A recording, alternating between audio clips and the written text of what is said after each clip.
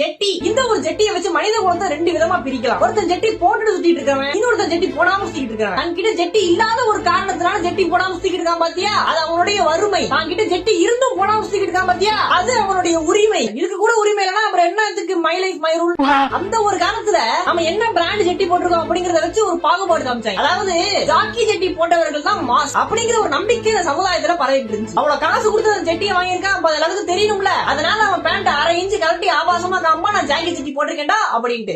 அப்ப நம்ம போட்டிருக்க ஜெட்டியை வச்சுதான் நம்மளுக்கு ஒரு அங்கீகாரம் இந்த சமுதாயத்துல கிடைக்குது அப்படின்னா, அப்ப அந்த ஒரு ஜெட்டியை வாங்க முடியாத ஒரு ஏழை குடிமகன் என்ன பண்ணுவான்? அவங்களுக்காக அசல் ஜாக்கி ஜெட்டி மாதிரியே டிசைன் பண்ணப்பட்டதுதான் பிளேபாய் ஜெட்டி. பிளேபாய் ஜெட்டி ஃபேமஸ்.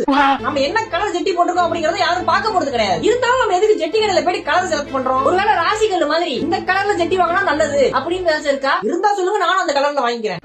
ஒருத்தன் எவ்வளவுதான் சூப்பரா ட்ரெஸ் பண்ணாலும் உள்ள இருக்கிற ஓட்ட ஜெட்டி அவனுக்குமே தெரியாது. அதே மாதிரிதான் ஒரு மனிதனுடைய சோகமும் மறைக்கப்படுது. உங்களுக்கு அவன் இருக்கிறத பார்த்தா ஜாலியா தெரியும், அவனுக்கு மட்டும் தான் தெரியும் வலி வேதனையும். ஜெட்டில ஆரம்பிச்சு எப்படி முடிச்ச பத்தியா?